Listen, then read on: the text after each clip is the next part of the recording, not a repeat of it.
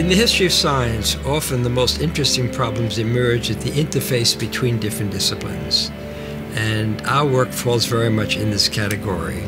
The study represents an attempt to bridge between epidemiological studies in people and biological studies in experimental animals, particularly in mice. What you find in the human population that there is a unidirectional order in which, for instance, 97% of cocaine users have smoked before they started using cocaine.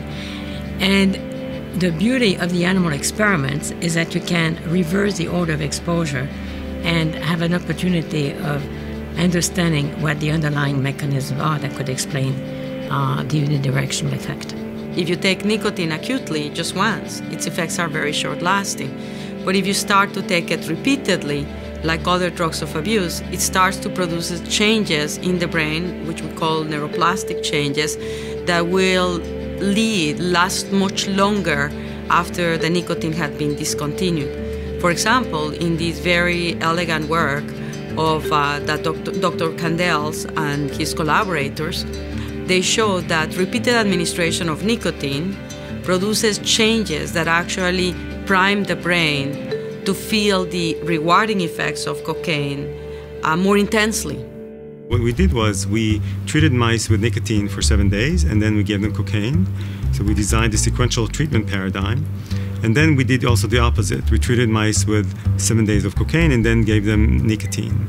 Typically what happens when a mouse is injected with cocaine, it starts to run around a lot, and then if it's given cocaine again and again for the next several days, it would run around even more and more. But then when you give nicotine first for 7 days and then you give cocaine, the mouse would run around a lot more than if it just got cocaine by itself. So somehow nicotine was able to sensitize the mouse to cocaine. And then we looked in electrophysiology, we measured electrical currents in the rewarding area in the brain. And typically cocaine has a very specific electrical current in the brain in the place that's called the nucleus accumbens. But then if we treat with nicotine first, we see that nicotine would enhance the effect of cocaine in electrophysiology. So then we moved on to look at gene expression, and we concentrated on the FOSB gene, which has been called a molecular switch for addiction. And what we saw was that if you treat with cocaine, you see an increase in FOSB. But if you treat with nicotine and then you give cocaine, you see a great enhancement of FOSB expression. So that was very, very important to see that it also on a gene level, you see a great enhancement of the effect of nicotine on cocaine. You have an anatomically different brain as a result of addiction. There's growth of certain processes, retraction of others, so it's anatomically different. These findings really reiterate how important it is to never start smoking to begin with.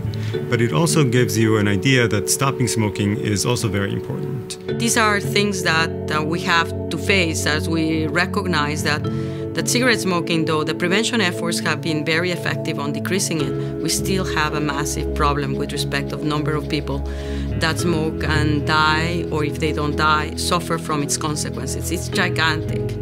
And every day we have new people starting to smoke. And that needs not be. There was no cigarette smoking addiction at the beginning of the 20th century, none. So stopping nicotine usage is doubly important. And it has tremendous public health significance.